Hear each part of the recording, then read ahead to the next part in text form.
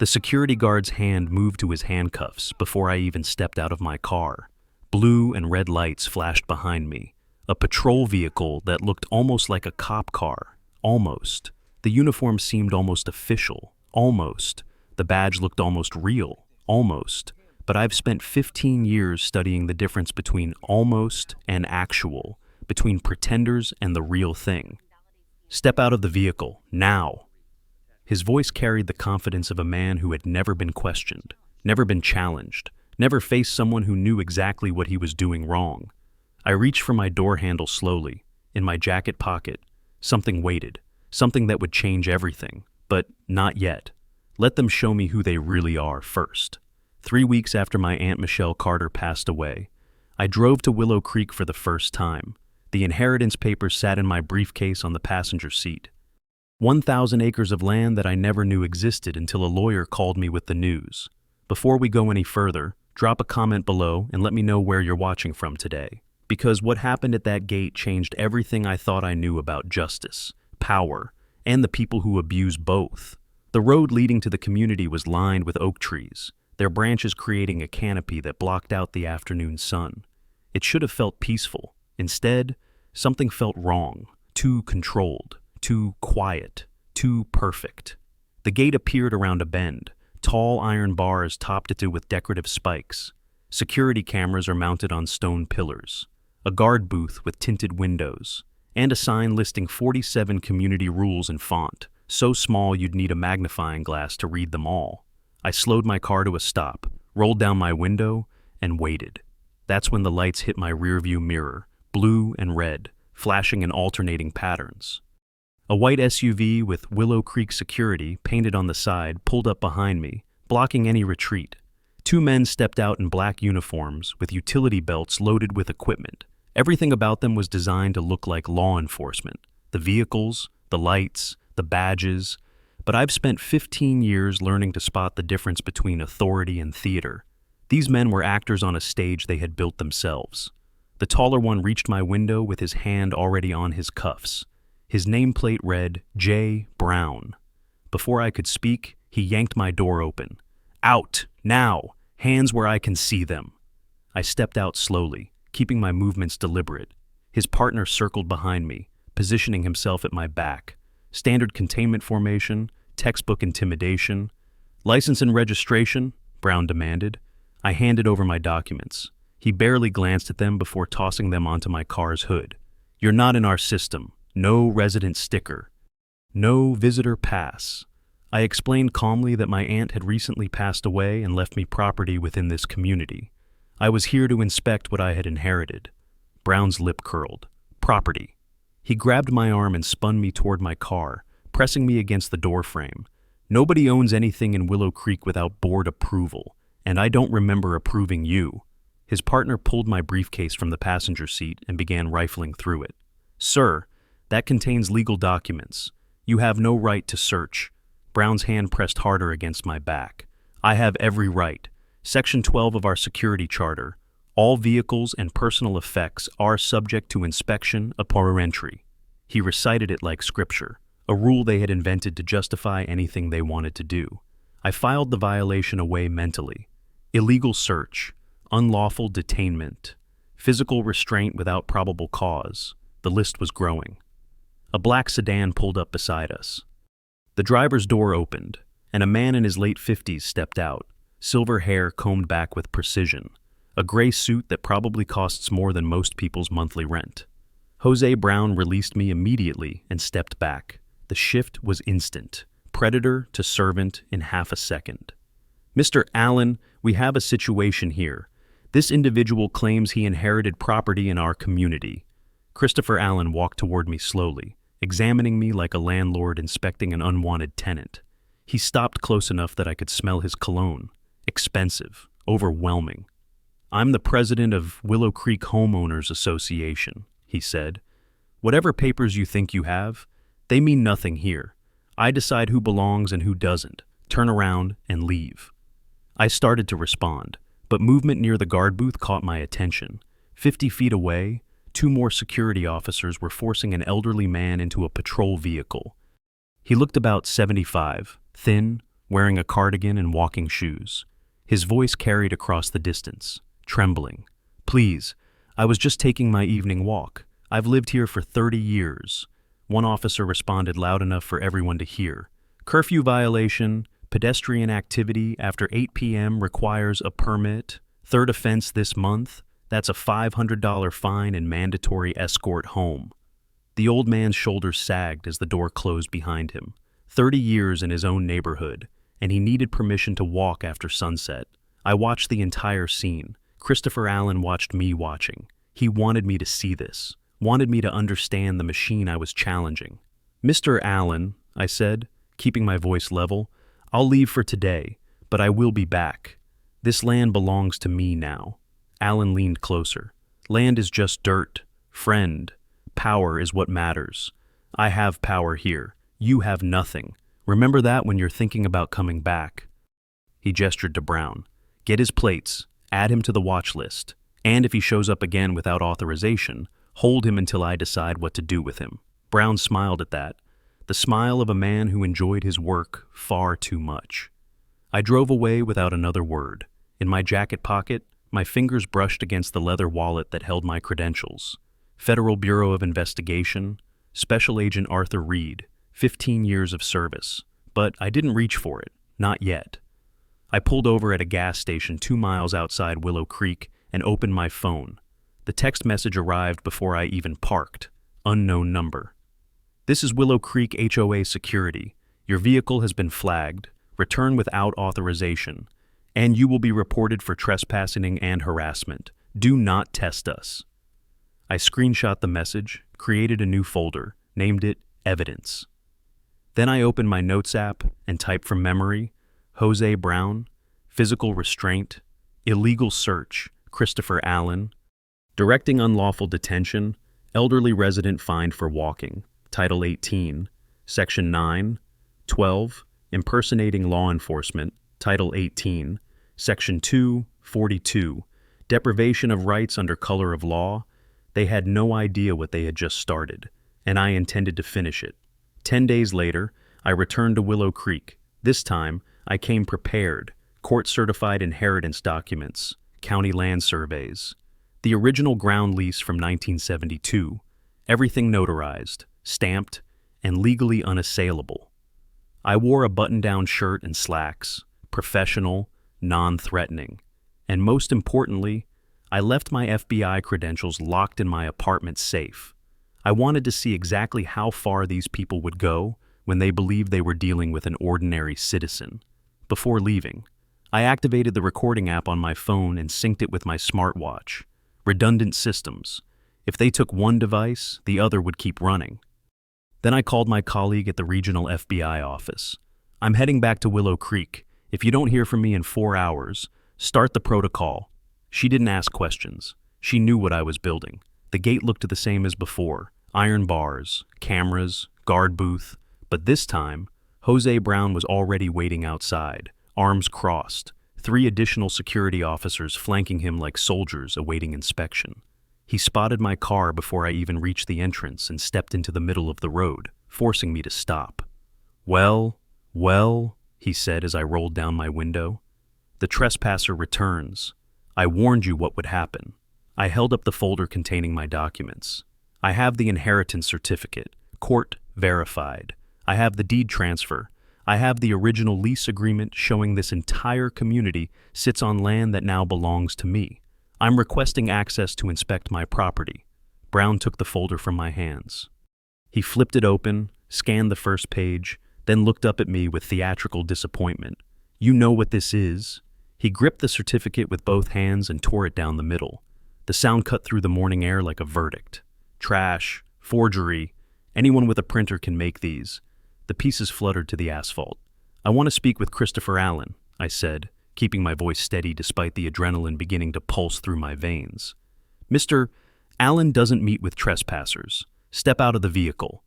Brown's hand moved to his belt, not to his cuffs this time, to something else.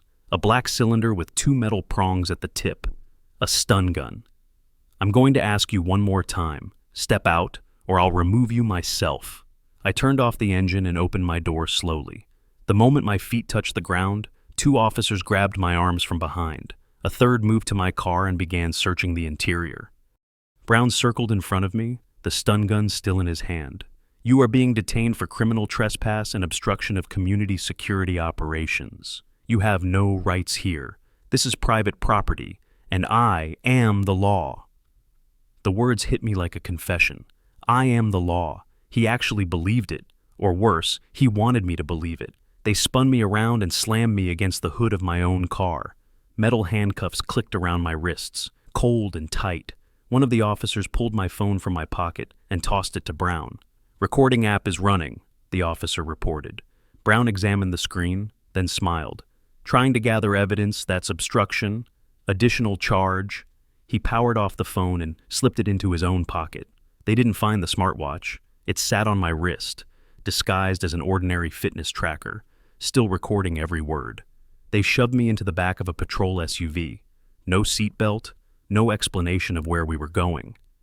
The vehicle drove deeper into Willow Creek, past manicured lawns and identical houses, until we reached a building marked Community Management Center. Inside, they led me down a corridor with no windows and into a small room with a metal table, 2 chairs, and a single camera mounted in the corner. The door locked behind me with a heavy click. 3 hours. That's how long they kept me in that room. No phone call, no lawyer, no formal charges, no reading of rights, just a locked door and silence. But I wasn't idle. I studied everything I could see. The camera had a blinking red light, meaning it was recording. If their system kept archives, that footage would become evidence. Through the small window in the door, I could see a desk in the hallway. On it sat a thick logbook with detention records written on the spine. From my angle, I counted at least 200 pages, filled with names and dates, 200 pages of people they had done this to. On the wall behind the desk hung a map of Willow Creek, with dozens of red pins marking specific houses.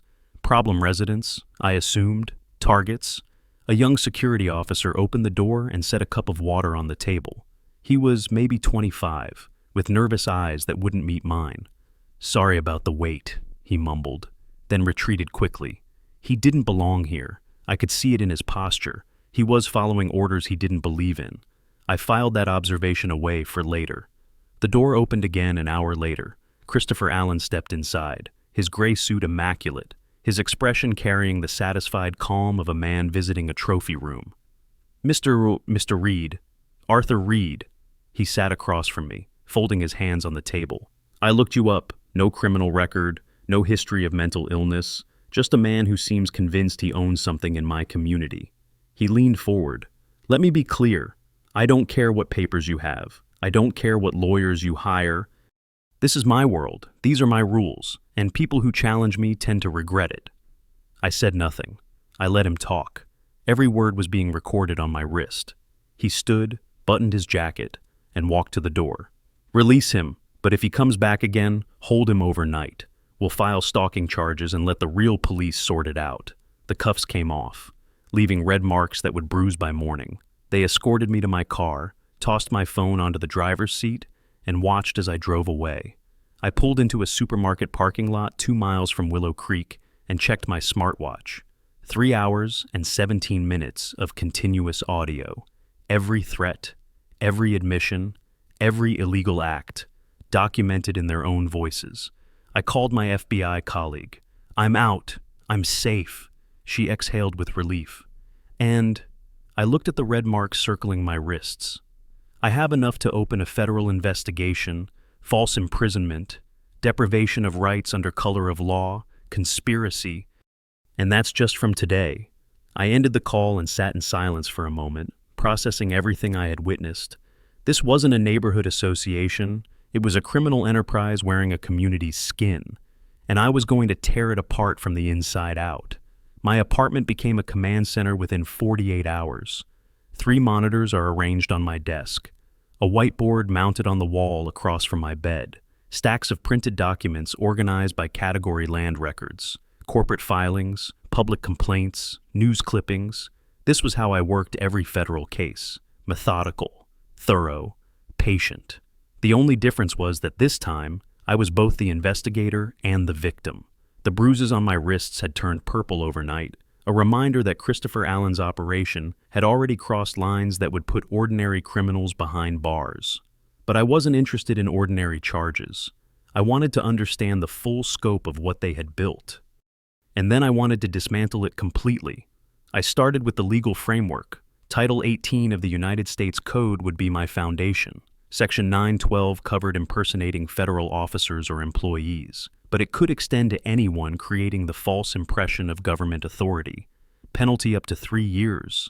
Section 242 addressed deprivation of rights under color of law, meaning anyone acting with apparent legal authority who violated constitutional rights. Penalty up to 10 years, or B if the violation resulted in death.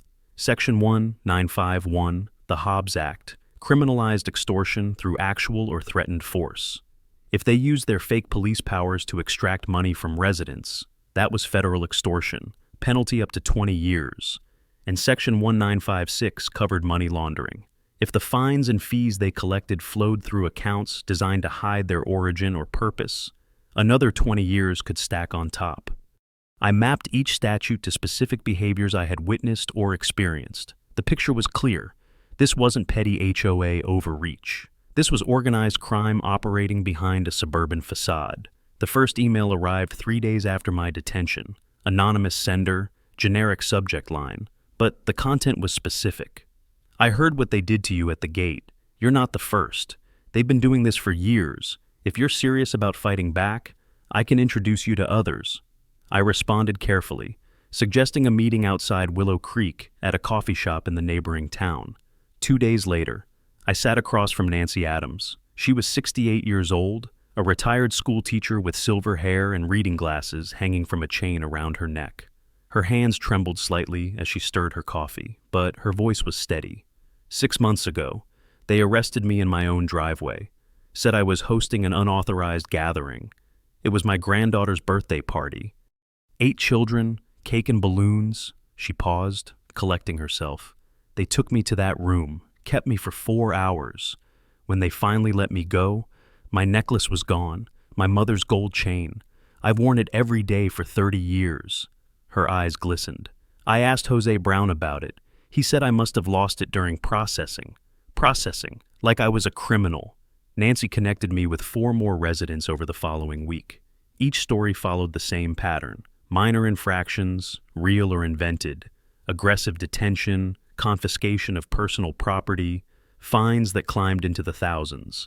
One man had been arrested 3 times for parking his own car in his own driveway at the wrong angle. A woman faced weekly citations for her garden flowers exceeding the approved color palette. Another family paid over $12,000 in fees after their teenage son played basketball in the street after 6 p.m. None of them had ever seen actual police involvement. None had been read their rights. None had access to legal representation during detention. The security officers operated as judge, jury, and collection agency, answering only to Christopher Allen. I documented every testimony, dates, times, names, financial records, photographs of injuries. The evidence folder grew thicker by the day. The breakthrough came from an unexpected source. Abigail Jones was 71, a former bank auditor who had served on the HOA's finance committee before being abruptly removed 2 years earlier. She contacted me through Nancy and agreed to meet at the same coffee shop. Unlike the others, she didn't come with stories of detention. She came with numbers. I noticed discrepancies during my 2nd month on the committee, she explained, sliding a manila folder across the table. Payments to contractors I couldn't verify, transfers to accounts with no clear purpose. When I asked questions, Christopher Allen told me the information was above my clearance level. A week later, I was removed from the committee for performance concerns. The folder contained photocopies of financial statements from her tenure, income from fines and fees over $300,000 in 2 years, expenditures to Willow Security Services for equipment and personnel, $180,000. Payments to various contractors for maintenance and improvements, another $200,000. But when Abigail cross-referenced the contractor names with state business registries, she found nothing. No websites, no physical addresses, no tax filings, just names on paper and money flowing into the void. I ran my own search on Willow Security Services that night, The company had been registered 26 months earlier with the state secretary's office, registered agent a law firm downtown, but the ownership documents told the real story. Sole proprietor Christopher Allen, he didn't just run the HOA, he owned the private army enforcing his rules. Every fine, every detention, every confiscated piece of property flowed through a company he controlled completely. Jose Brown wasn't just a security guard, he was Christopher Allen's employee, paid to intimidate residents and generate revenue. This wasn't HOA mismanagement. This was a criminal enterprise designed to extract money from an entire community through fear, fake authority, and systematic abuse. I called my team leader at the FBI regional office. I need to open an official file. Case name Willow Creek, subjects Christopher Allen, Jose Brown, and unknown associates, charges conspiracy to deprive civil rights, extortion, money laundering, and fraud. This is bigger than one bad neighborhood. This is a RICO case waiting to happen. She listened to my summary, asked several clarifying questions, and then gave her approval.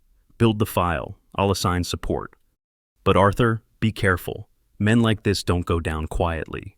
I hung up and looked at the whiteboard. Christopher Allen's name sat in the center, connected by red lines to Jose Brown, to Willow Security Services, to a growing list of victims and violations. The web was taking shape, and soon it would become a trap. The counterattack began exactly 2 weeks after my last meeting with Abigail Jones. I discovered it the way most people discover they've been targeted through a stranger's phone call. A former colleague from my academy days reached out unexpectedly. Arthur, I just saw something online about you. Some community page in the suburbs. They're saying you're running a property scam targeting elderly homeowners. I thanked him for the heads up and started searching. Within an hour, I found my own face staring back at me from dozens of posts across local neighborhood forums. The photograph was grainy, clearly taken from a distance on the day I first arrived at Willow Creek's gate. Someone had added text in bold red letters. Warning, this individual is approaching residents claiming to own their land. Suspected con artist. Do not engage. Report sightings to HOA Security immediately. The comments section beneath each post followed an identical pattern. Accounts created within the past 48 hours, all echoing the same phrases. Thank God for our HOA protecting us. Security keeps our families safe.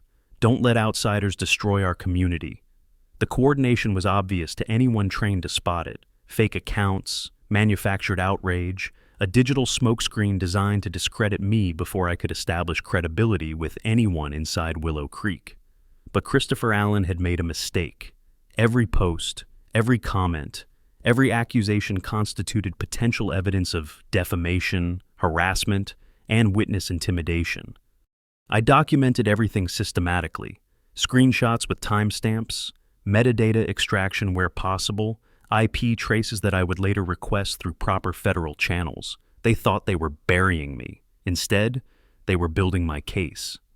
The legal assault arrived 3 days later. A thick envelope bearing the return address of a downtown law firm landed in my mailbox. Inside, I found a formal cease and desist letter demanding that I immediately halt all contact with Willow Creek residents and abandon any claims to property within the community. The letter accused me of trespassing, harassment, elder manipulation, and fraudulent misrepresentation. At the bottom, a settlement offer pay, $50,000 within 30 days, and the HOA would agree not to pursue criminal charges. I almost laughed. Criminal charges required actual crimes and actual law enforcement. Christopher Allen had neither. But attached to the letter was something more concerning.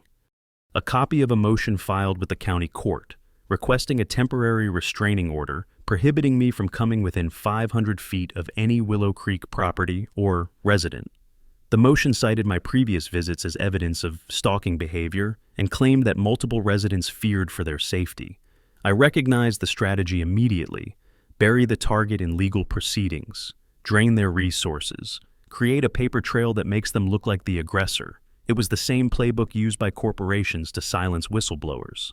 I called a real estate attorney who specialized in property disputes and HOA litigation. She reviewed my inheritance documents within a day and confirmed what I already knew.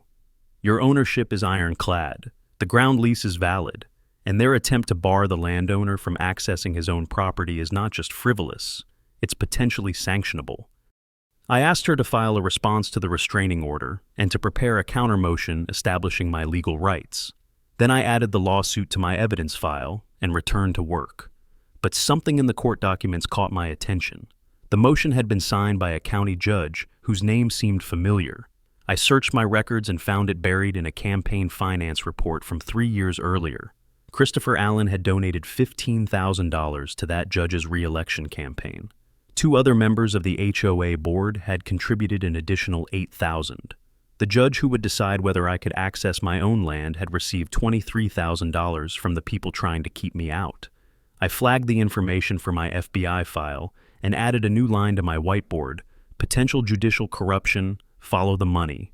Nancy Adams called me that evening with news that shifted everything. "I've been talking to more people," she said, her voice barely above a whisper. "One of them used to work in the HOA's accounting office. She told me something about Jose Brown." I listened as Nancy relayed what she had learned. Jose Brown received a regular salary from Willow Security Services, Christopher Allen's private company. That much I already knew. But the accounting clerk had seen a second payment stream, every month. Brown received an additional deposit from something called the Community Enhancement Fund, a discretionary account controlled solely by Christopher Allen with no board oversight. The payments totaled over $40,000 annually, on top of his official salary, money with no clear justification, no documented services rendered, just cash flowing from Allen's personal slush fund to his chief enforcer. "There's more," Nancy continued. She said some of the fines collected from residents never made it into the official HOA accounts. They went somewhere else. She doesn't know where, but she said the numbers never added up. I hung up and stared at my whiteboard. Christopher Allen is at the center. Jose Brown is connected by a thick red line. Willow Security Services feeds into both. The Community Enhancement Fund is a hidden pipeline, victim names scattered around the edges, each one representing money extracted through fear and false authority. And now, a trail of missing funds that suggested the operation was even larger than I had estimated. The HOA's annual meeting was scheduled for 2 weeks from now. According to their own bylaws, any party with a legitimate interest in community affairs could request time to address the board. I was the legal owner of 1,000 acres beneath their feet. If that wasn't a legitimate interest, nothing was. I drafted a formal letter requesting a speaking slot at the meeting and sent it by certified mail to the HOA's registered address. Then I began preparing my presentation. Not all of it, just enough to force them into a reaction, just enough to make them show their true faces in front of everyone they had spent years deceiving. Christopher Allen thought he was fighting a property dispute. He had no idea he was walking into a federal investigation.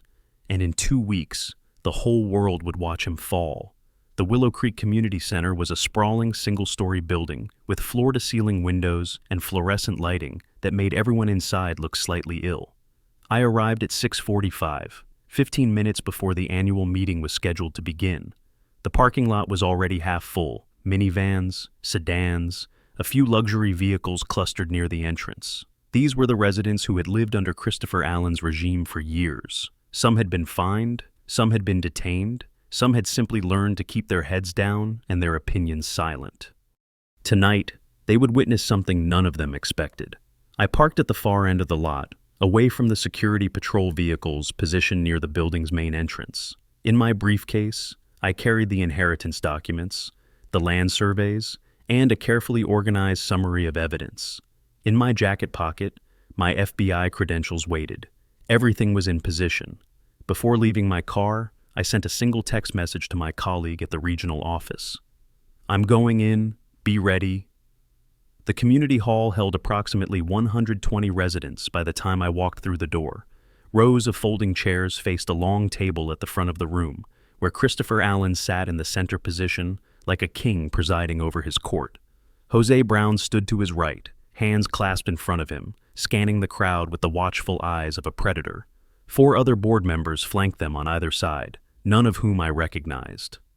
I took a seat in the 5th row, close enough to be seen but far enough to observe the room's dynamics.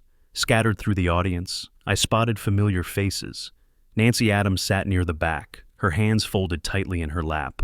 Abigail Jones had positioned herself on the aisle, a manila folder visible beneath her chair. 8 other residents who had shared their stories with me over the past weeks occupied seats throughout the hall. None of us acknowledged each other. We had agreed on that beforehand. Surprise was our only advantage.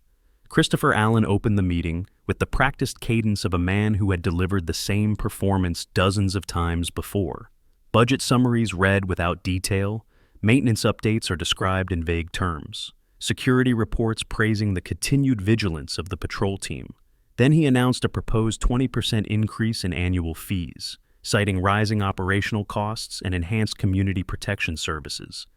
No vote was offered, no discussion invited. He simply stated it as fact and moved to the next agenda item. When he reached the public comment period, his eyes found me immediately. The warmth drained from his expression. "I see we have a request from someone who is not a resident of this community," he announced, his voice carrying a sharp edge. "Under our bylaws, only dues-paying members may address this board." I stood before he could continue. Every head in the room turned toward me. "Your bylaws grant speaking rights to any party with legitimate legal interest in community affairs," I said, keeping my voice calm and clear. "My name is Arthur Reed. 3 months ago, my Aunt Michelle Carter passed away and left me her estate. That estate includes 1,000 acres of land, the same 1,000 acres on which every home in Willow Creek was built." I held up the inheritance certificate, the one with the court seal and the notary stamps.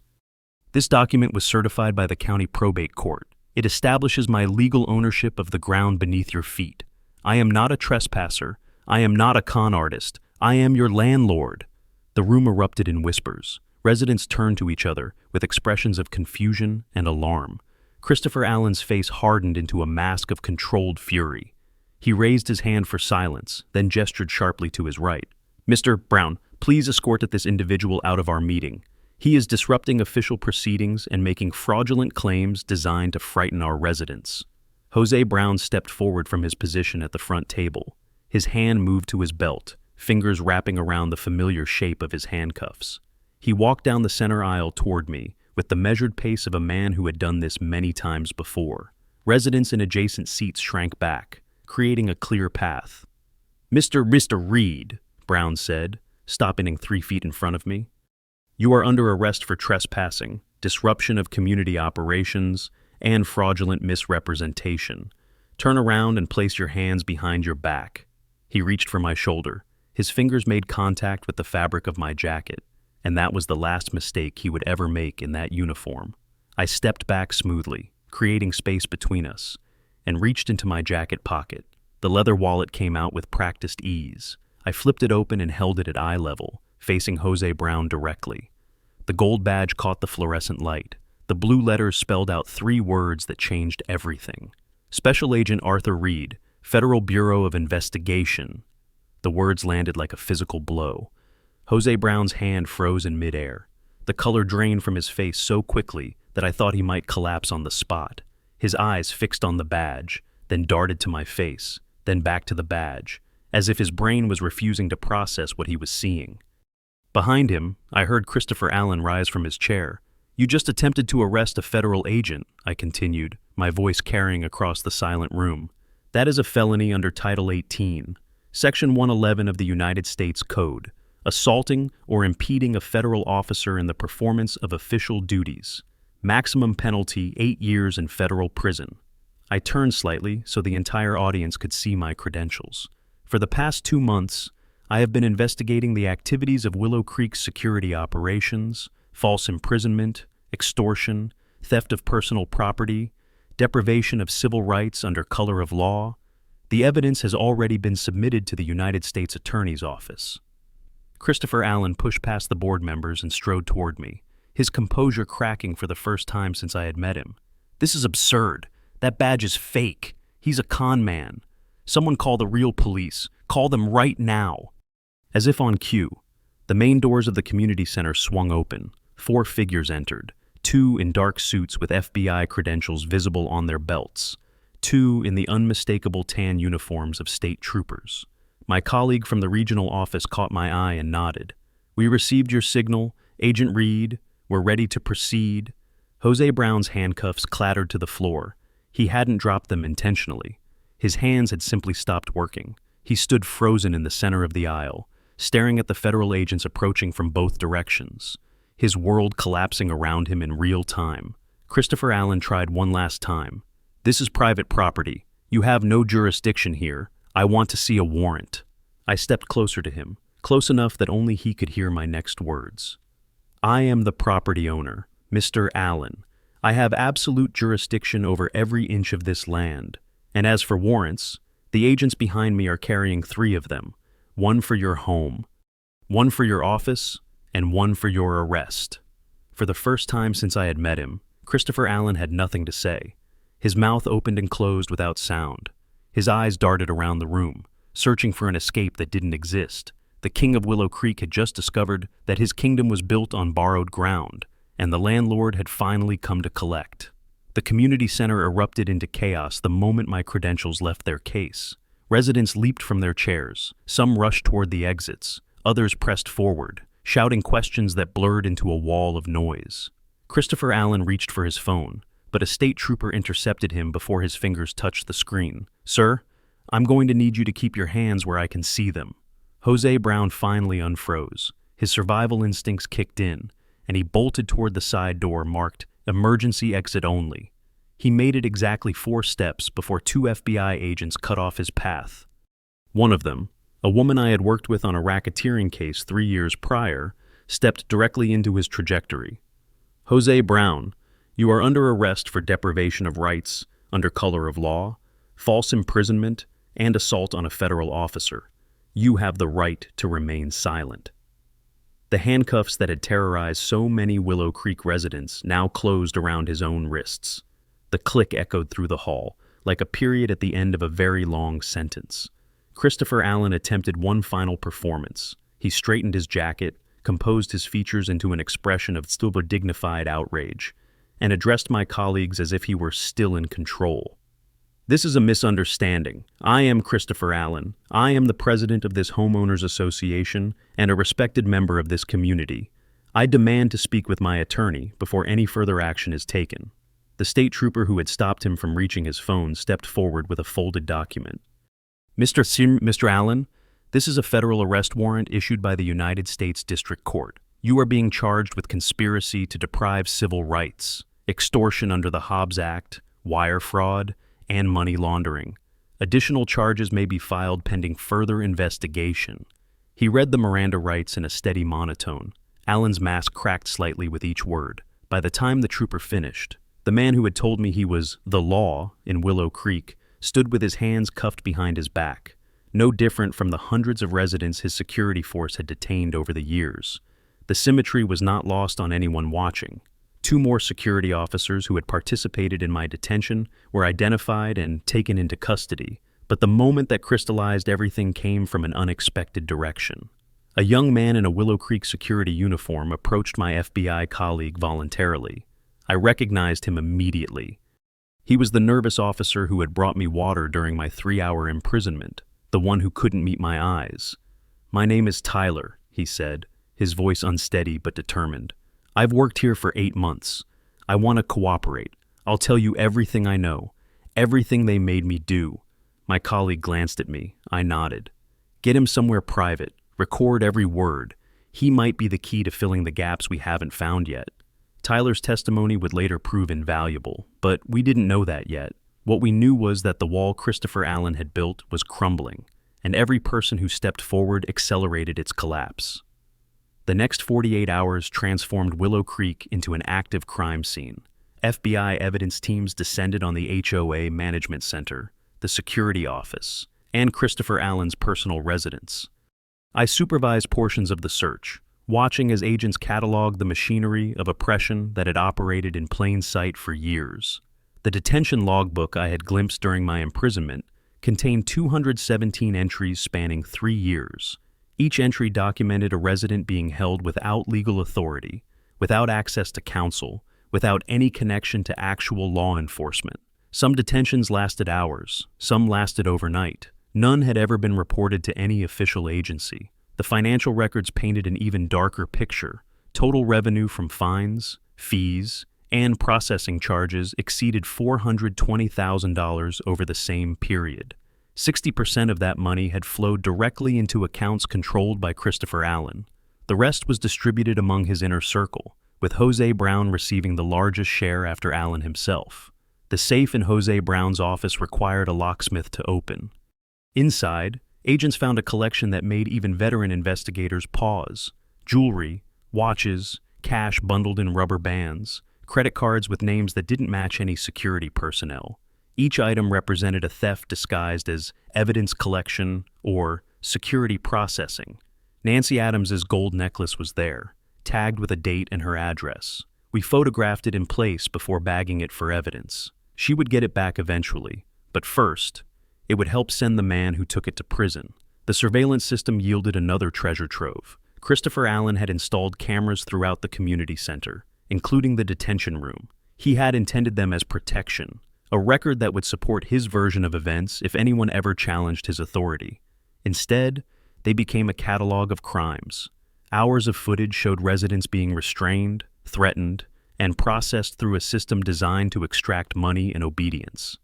One video file, dated 3 years earlier, stopped me cold.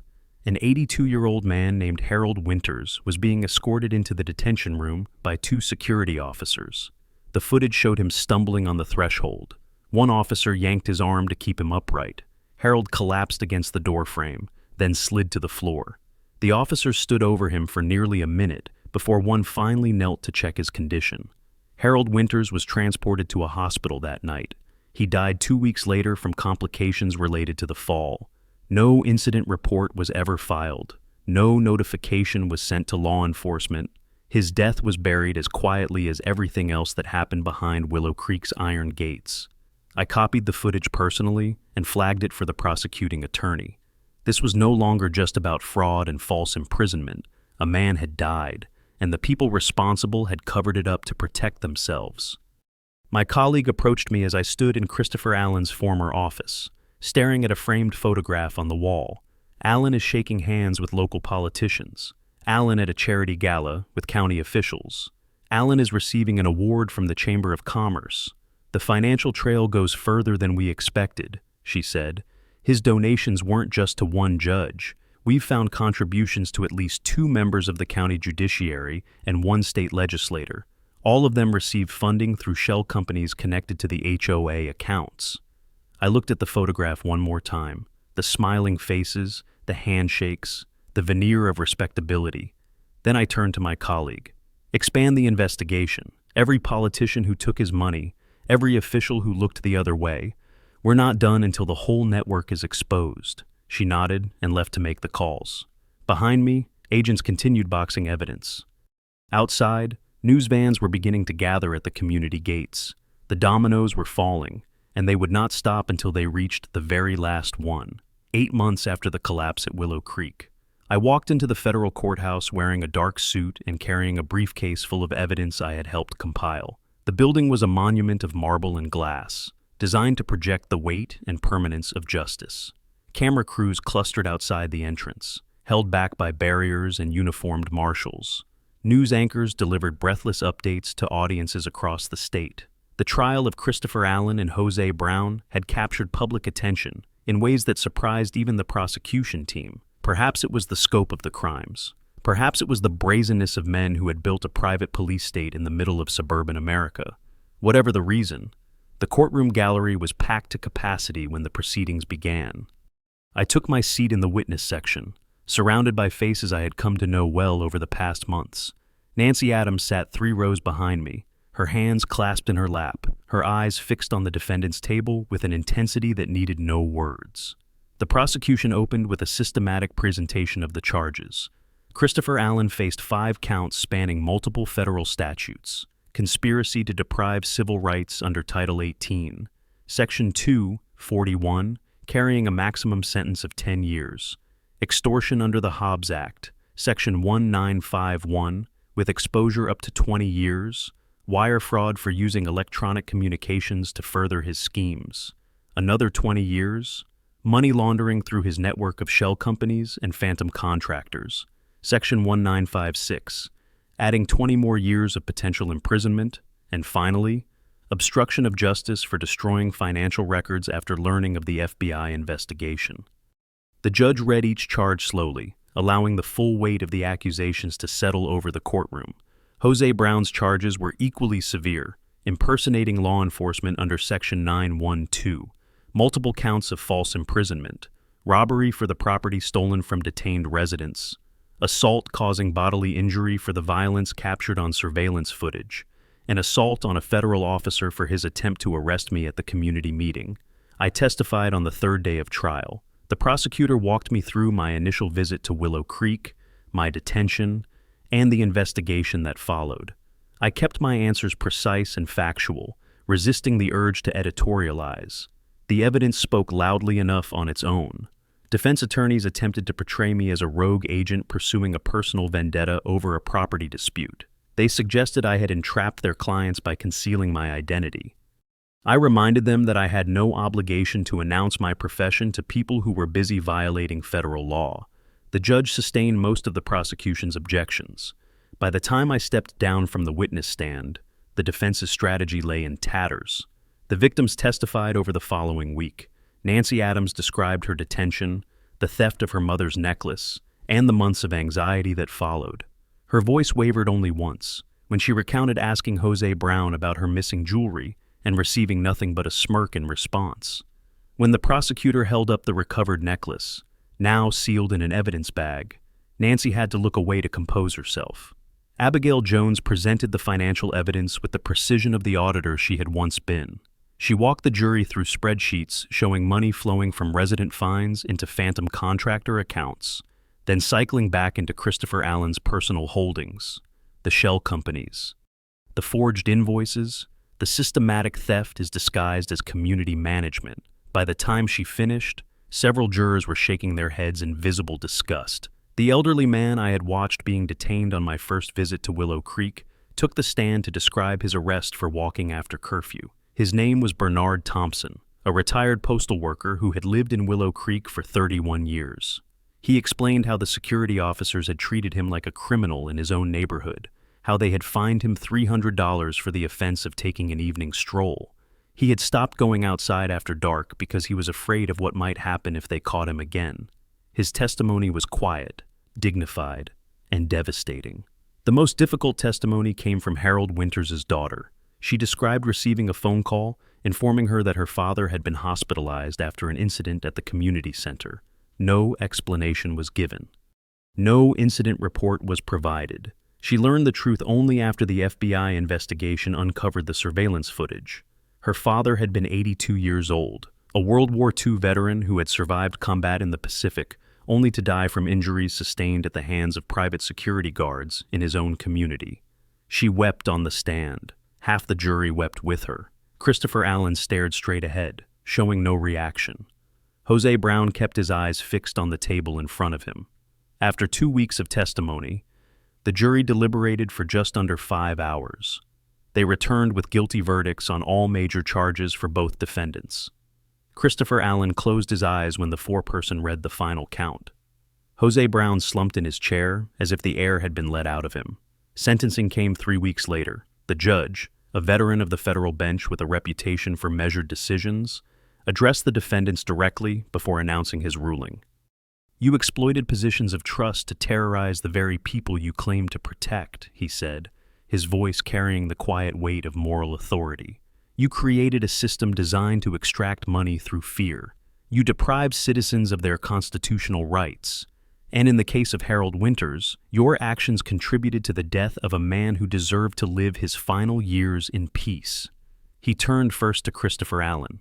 "For the crimes of conspiracy, extortion, wire fraud, money laundering, and obstruction of justice, I sentence you to 22 years in federal prison, without possibility of parole for the first 15 years. You are further ordered to pay restitution for $1.4 million to the victims of your schemes." Allen's attorney requested permission to speak. The judge denied it. Then he addressed Jose Brown. "For impersonating law enforcement, false imprisonment, robbery, assault, and assault on a federal officer, I sentence you to 18 years in federal prison. You are ordered to pay restitution for $600,000. The 3 other security officers who had participated in the operation received sentences ranging from 4 to 8 years, depending on their level of involvement. Tyler, the young officer who had cooperated from the beginning, received probation and community service in exchange for his testimony. The gavel fell. Marshals led the defendants away in handcuffs. The gallery erupted in a mixture of applause and tears. I remained seated, watching Christopher Allen disappear through the side door. He never looked back. He never acknowledged the people whose lives he had damaged. But justice did not require his acknowledgement. Justice only required his accountability, and that, at last, had been delivered. 18 months after the trial, I drove through Willow Creek's entrance for the first time as a welcomed visitor. The iron gates remained, but the guard booth stood empty. No patrol vehicles with flashing lights. No men in black uniforms demanding papers. The cameras still watched, but now they served the residents rather than a regime. The old HOA had been dissolved by court order. In its place, residents established the Willow Creek Community Association, a democratic body with rotating leadership, term limits, and transparent finances. Every budget decision required an open vote. Every expenditure faced an independent audit. No single person would ever again hold the power that Christopher Allen had wielded. I parked near the community center, the same building where I had revealed my badge and watched an empire crumble. Inside, a small ceremony was underway. Nancy Adams stood at the front of the room, her mother's gold necklace restored to its rightful place around her neck. The restitution fund had returned every stolen item that could be recovered, along with financial compensation for those whose property had been sold or destroyed. Bernard Thompson, the man arrested for walking after curfew, had received $45,000 in damages. He used part of it to install a bench in the community park, engraved with 4 words, "Freedom has no curfew." Harold Winters' daughter received $200,000 and a formal acknowledgement from the court that her father's death resulted from the actions of Willow Creek Security. Nothing could bring him back, but his story would be remembered. I established the Michelle Carter Legal Defense Fund in my aunt's name. The organization provides free legal assistance to residents facing HOA abuse across the country. In its first year, the fund helped 43 families challenge unlawful fines, fraudulent liens, and illegal detention.